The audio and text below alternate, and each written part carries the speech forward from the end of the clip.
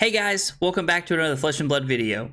This video is proudly brought to you by the House of Cards, the official sponsor of my stream. Be sure to check out the link in the description below for all of your Flesh and Blood needs. In my experience, Victor is pretty favored into the Assassin matchups, especially into Arakni. Azuri kind of has some questionable hidden tricks that she can do, but Arakni stuff is pretty much mostly on the surface and pretty face up. You just have to play intelligently and know when to block and what to block. With that in mind, the best way to win against the assassin heroes is to use cards like Trounce and Test of Strength defensively to help cover up and keep cards in your hand, while using cards like Strike, Zealous Belting, and Rouse the Ancients on your turn to throw massive go again turns and really take a lot of tempo. Be careful though. Winning clashes with Test of Strength and Trounce are not always free, as Arakni and Azuri both play a lot of sixes. Thanks for stopping by, guys. I hope you enjoyed the match. Playing against Arakni, and our opponent's going to go first. They chose to go first. I'm kind of intrigued by that to know what their rationale is there. Spider's Bite and Graven Call. Okay, well, we're just going to give the Trounce. We're going to have to hope to get a little lucky on the Trounce, but so we win the first one and then tie on the Ripple Away. It's unfortunate, but not crazy expected, not crazy unexpected. So we're going to go E-Strike, go again, putting this on the bottom. And so we have E-Strike, then Clash of Vigor on the bottom. So we're 2 cards in a pitch deck at this point, thanks to the Trounce. Just going to block a clean 5 here. Yeah, makes sense. We'll make a Surge and then swing Le Hammer.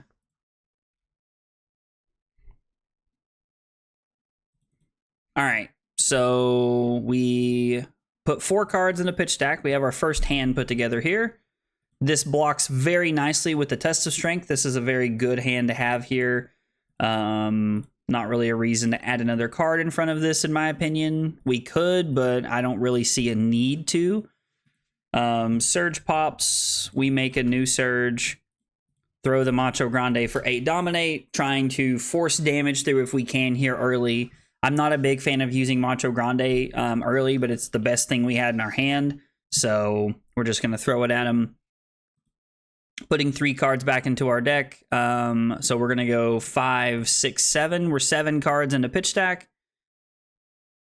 And I mean, I don't really want to block this, but I guess I will. I guess I can throw the Rouse in front of this, and then we can block with the Command and Conquer, or we can Arsenal it depending on what our opponent has. Let's just block 5 and force them to have a shred or something here. Cut to the chase. So if we'd blocked with a Gauntlets, we would have taken 1, but I think that blocking with a Gauntlets was incorrect. Did they get 2 Prime Defights right there? That's unfortunate. And we'll throw Chokeslam for 8. And this is going to be card number 8 back into pitch stack. Hitting both of 2 of our 3 Prime Defights right there is very unfortunate for us. You'd kind of hate to see that. But is what it is. We'll keep fighting. Also hate to give up a Rouse the Ancients there, but I mean, I think that was the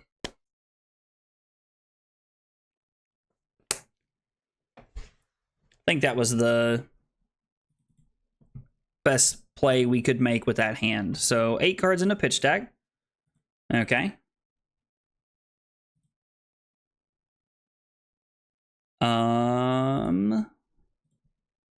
Let's go here, and then we'll give a Sink Below.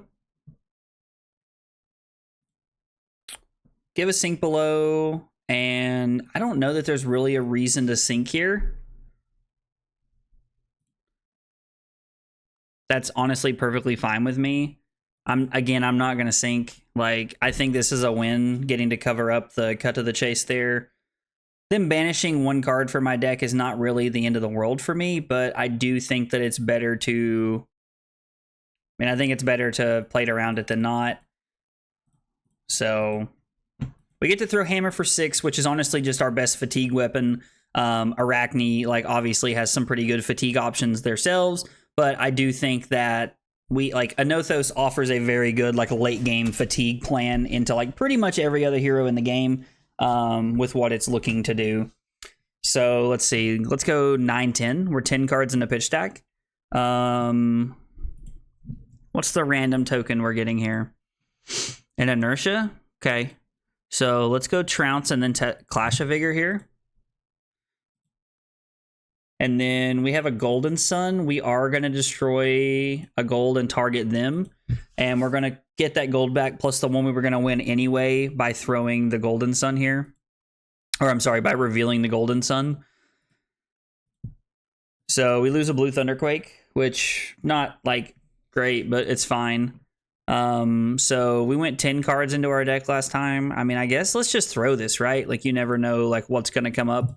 Considering we have the extra gold, we might as well throw this for 11 here. And then we can inertia this to the bottom and we'll have, or I'm sorry, the Trounce put a card in the bottom that I missed. I'm going to be honest, I wasn't.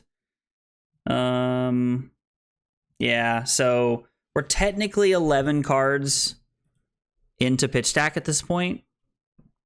Blue unmovable. Pitching a red and a yellow deal. And okay, so this whole turn is just them taking, just them trying to block damage here. Unfortunately, we cannot, so we have to inertia this away. So that was 12, 13. We're now 13 cards in a pitch stack. I mean, this hand's pretty good, but this doesn't play well with the Anothos here, which is unfortunate for us. But still a pretty good turn all the way around. Could be one of the arguments to not have Clash of Vigor in the deck. I don't know. Like Clash of Vigor has been like okay for me. Like I would definitely have rather that have been a 4. We would have won the Clash against Ripple Away earlier because this card would just be Boulder Drop. If I was playing it, I would just be on Boulder Drop. The reason to play Clash of Vigor is because I am back on Prime to Fight. And if I'm not going to be playing Clash of Vigor, I'm just going to be playing, or if I'm not playing Clash of Vigor, it means I'm not playing Prime to Fight. And if I'm not playing that, I'm playing Blue Boulder Drop, and then I'm going to be on Red Disable. And technically that would have won us a Trounce earlier. That would have made this hand better. We would have had some different options here. So that's 14, 15. We're now 15 cards in a pitch stack. We are not going to Arsenal. And then I'm just going to look to throw the... I guess it depends on what we draw here. Or what happens here with our test of strength. So we are going to go 16 cards into the bottom of the deck and then put this here. And now we're going to... Since we're 16 cards in, we're going to pitch. And then we're going to throw the Chokeslam here. And Arsenal the Command and Conquer. I think that's an okay line of play for us, just to throw the Chokeslam, set up the Golden Sun for later. I don't want to destroy my only gold in case I need to reclash or do some things here. So we'll just leave it in play and then Arsenal this. And then this is going to be 17 and 18 that we're going to see off the top of the deck here. Is that a yellow Pummel? Bro is living in like 2040 right now. I'm going to block with a Test of Strength because we want to keep the cards in our hand, but I was like, we may be forced to block here. What did he get? A Command and Conquer? I mean, that's fine, I think.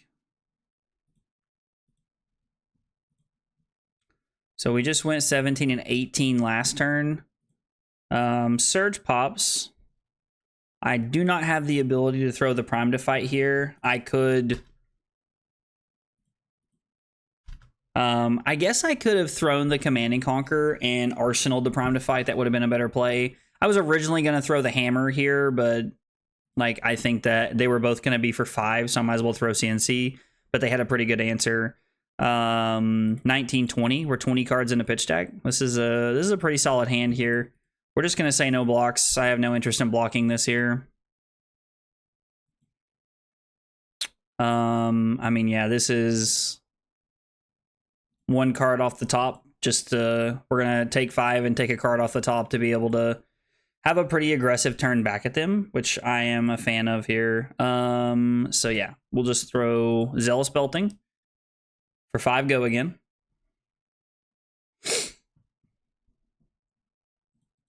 They block with Eradicate. We make a surge and throw Lay Hammer. This is gonna be cards 21 and 22 back into the deck.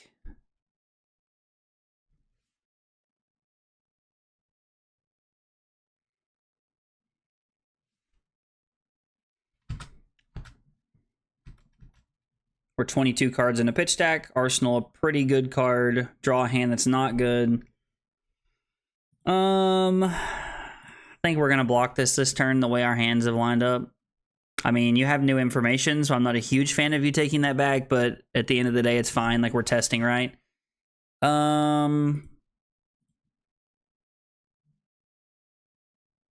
mean, this is not great. We could just give... We could take 4 and give the crown and try to draw into a blue. Because if we hit a blue, like, we're able to... It's a pretty greedy line, but if I hit a blue, I'm able to have a really good hand here.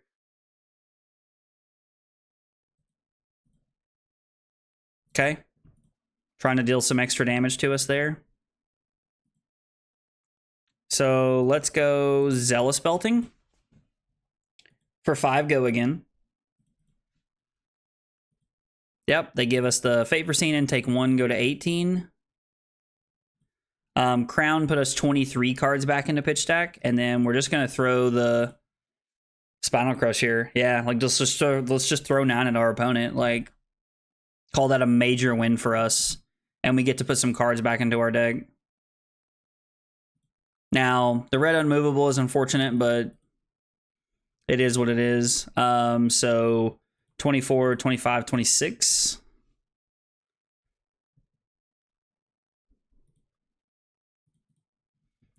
I am gonna take 2 here.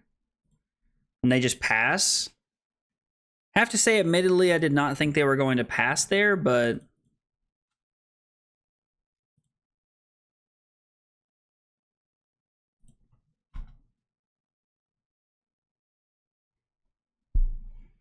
we'll make a surge and throw the Spinal Crush here.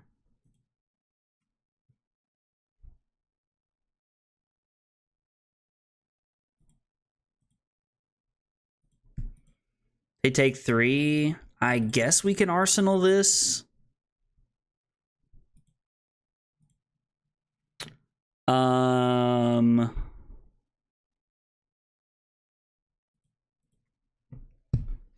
I even want to block 6? If I block Clash of Vigor and win, I take 4, go to 19, and then it's 5, go again, putting the Spinal Crush on the bottom into the disable, which is really good.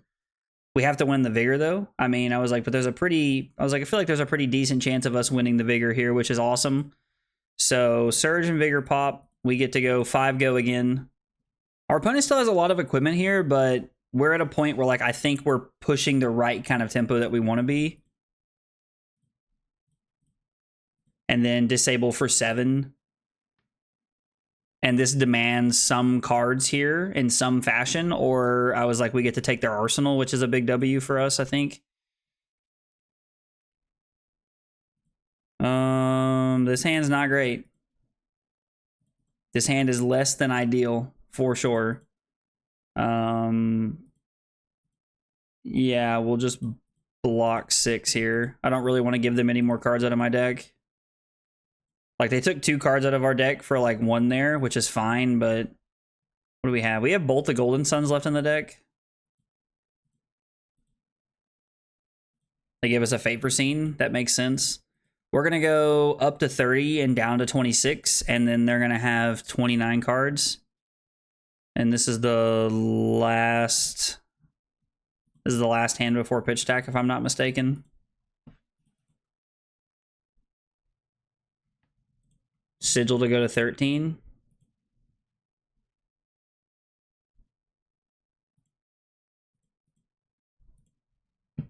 Just going to give him the sink. I'd rather throw Chokeslam than the Tectonic Plating here.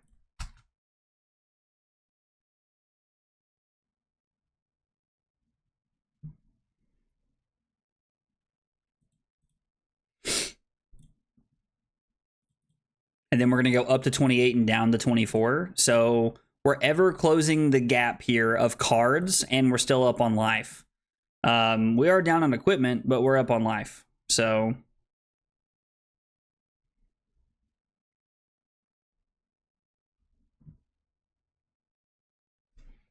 I mean, we have quite a bit of equipment here, right? Like, we could just take this if we wanted to.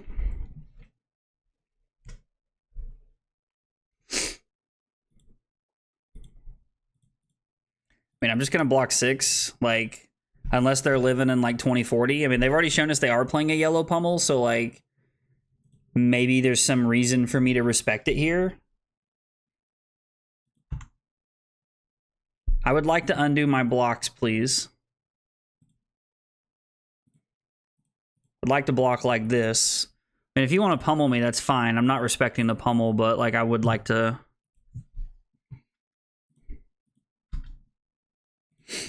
swing the hammer.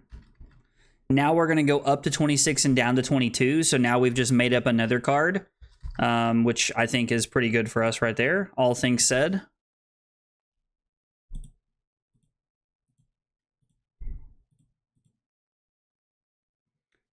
No, I don't need a Vigor, and I would rather have the Trounce on top of my deck.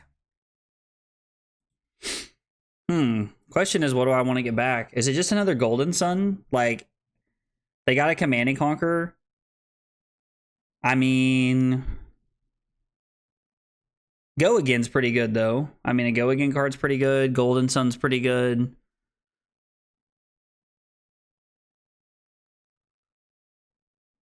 I guess let's get a Golden Sun, discard a Thunk.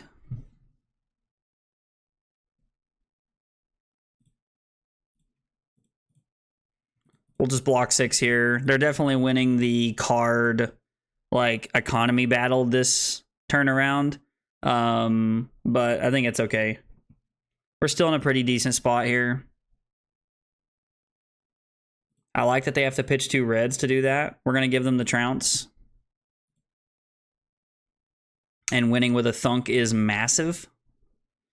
I would like to block with Wallop here. What are we looking at here? How many cut to the chases have we seen?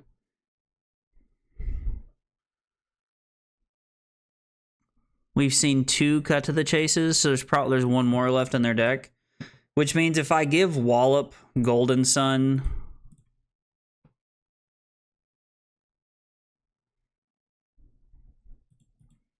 I don't think there's a way for them to shred or cut to the chase around this. Maybe I'm wrong. They're just going to kill my gauntlets here. That's fine with me. I mean, don't get me wrong, it's not great, but it's fine. And we get to throw this for 12. So throwing the Prime to Fight is really good. There's a lot of value and damage represented right here. And now at this point, we're looking to give up some life here because we're hoping they're out of some of their better cards here. I mean, that essentially blocks 3. So they're essentially just taking 3 and going to 9. Well, this hand's not great at all. This is just damage, so we're just going to take it because, like, this is fine. That is what I was afraid of.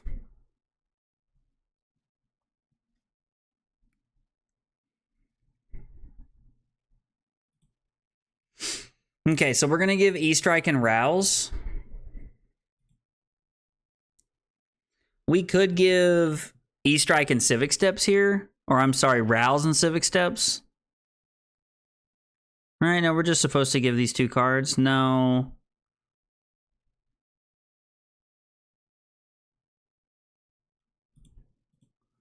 Let's block 5. So we're going to block 5 like this, give them a Quicken token, which I'm not a huge fan of, but I think is okay, ultimately, because we are going to make a Surge, attack for 10 overpower, and put them not in a super great spot here.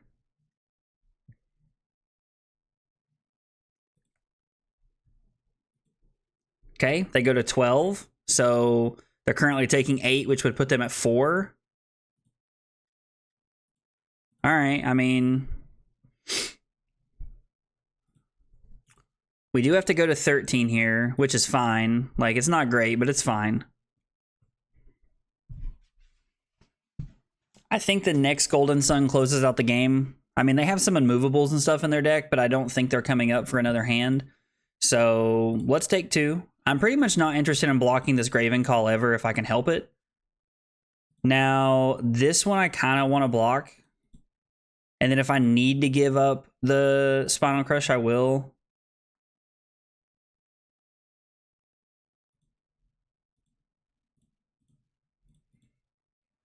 We'll just block 6 here.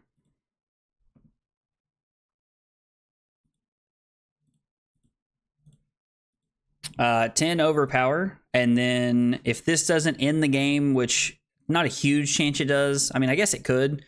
Yeah, I don't think the Unmovable's back around, but we have one more. No, that was the last Golden Sun. Yeah, that's it. I was like, so they can't be dead. There's no way. So they take 4, go to 3.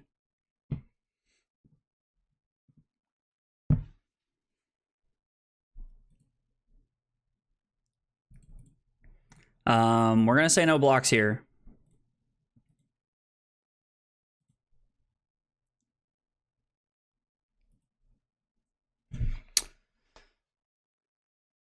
I would really like to not have to give up 2 cards here, but I don't think, I mean, it's 2 cards either way here.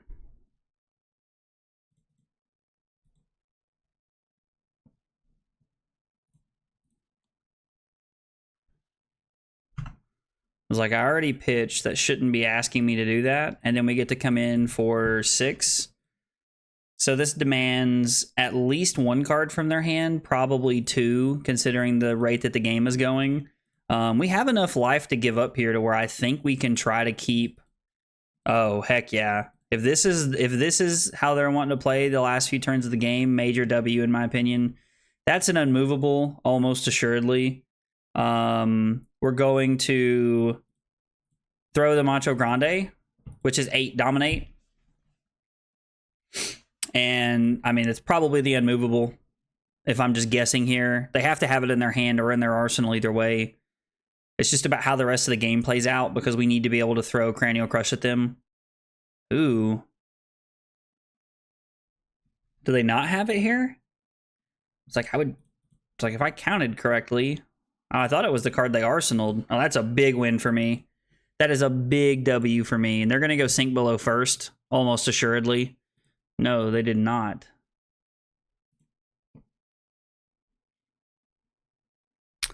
We don't have any more Golden Suns. I think we're supposed to draw a card here. And we're looking to do exactly this. Because this lets us go 7, go again. And then we get to make a surge and throw the Cranial Crush, which almost assuredly ends the game here. This was close. They have a no block in hand. Oh, they had the Plague Hive. There it was. Man, that game was closer than most Araknis make it, but we were able to close it out. On turn 6, I blocked with 2 cards to cover up their Command and Conquer, and then I pitched Prime to Fight to make a surge, and then threw the Command and Conquer. I did this because in my head I was thinking I was going to throw the hammer by making a surge off Prime to Fight and then pitching my blue to swing the hammer. What I should have done was realize that both the hammer and the Command and Conquer were both for 5 damage each, and so throwing the Command and Conquer was better than throwing just the hammer there. So I should have made a surge off a blue, thrown the Command and Conquer, and arsenal the Prime to Fight. This was a very clear mistake. On turn 15, I was able to block with a Trounce and then throw my Prime to Fight for 12. This was insane value as it gave me the ability to block efficiently and still be able to throw a huge number at them. This was also a big turn because my opponent had a Fendel's Fighting Spirit they wanted to throw at me, and they were then forced to block with that card instead of attacking me with it. That is such a huge tempo swing on so many fronts for me. The turn that was truly the nail in the coffin was when I threw my blue Macho Grande for 8 dominate, and my opponent was forced to pitch 3 red cards to play their unmovable. This, like, really just finished off the game, put me in the driver's seat, and just kind of let me do whatever I wanted the rest of the game. Up until then, it was very close, and I was genuinely worried about being fatigued, but my opponent pitching that hand with quad reds where they were forced to pitch all 3 cards to play the unmovable gave me so much tempo. Guys, if you see anything you think I missed, let me know in the comments down below. I'd love to hear about it. If you liked the video, be sure to like and subscribe for more content. Thanks for watching, and I'll see you next time. Take it easy, guys.